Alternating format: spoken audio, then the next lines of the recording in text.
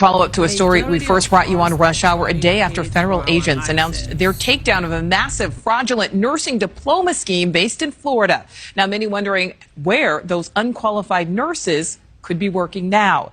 More than 24 people arrested and charged for their part in selling those fake degrees. The Justice Department shutting down 3 schools in Florida for handing out more than 7,600 sham diplomas to aspiring nurses. NewsNation's Brooke Schaefer is live. Brooke, you're in front of one of the schools busted in this scheme. Yeah, Nicole, the online reviews for this school paint a picture from some potential former students. People calling this school corrupt, telling others to beware. Federal authorities here in Florida say this school, along with 2 others, handed out thousands of fake nursing degrees. So we spent the day trying to track down some of those nurses. Tonight, we have a better idea of where they could be working. Federal authorities in Florida called it a public safety concern. Thousands of nurses given fake nursing degrees as part of a wire fraud scheme. 25 people now facing federal charges. These individuals basically catered to folks that wanted to shortcut. They never attended class. They never attended the clinical, work that they needed to do. Authorities in Florida said more than 7,600 fake nursing diplomas were issued by 3 schools in South Florida. They're all closed now. This one, Siena Education Center, is now up for lease.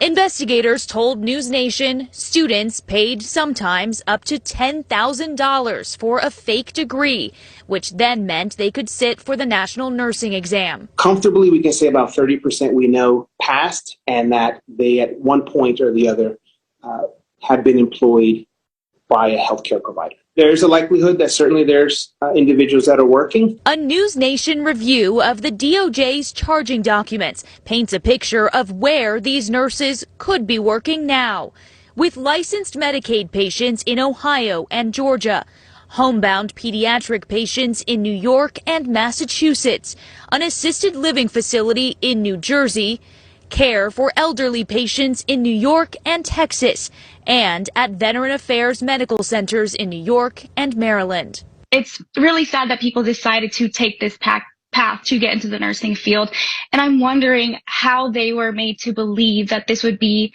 a safe way to get through nursing school. The federal investigator who spoke with NewsNation said that at no point have they learned of any harm from these students reportedly practicing healthcare right now. Another thing to point out, of these 7,000 students who got these fake diplomas, according to federal investigators, they say about 2/3 of them didn't pass that licensing exam. So, Nicole, there is a good chance that a good portion of these students are not practicing healthcare right now. Yeah, we certainly hope not. All right.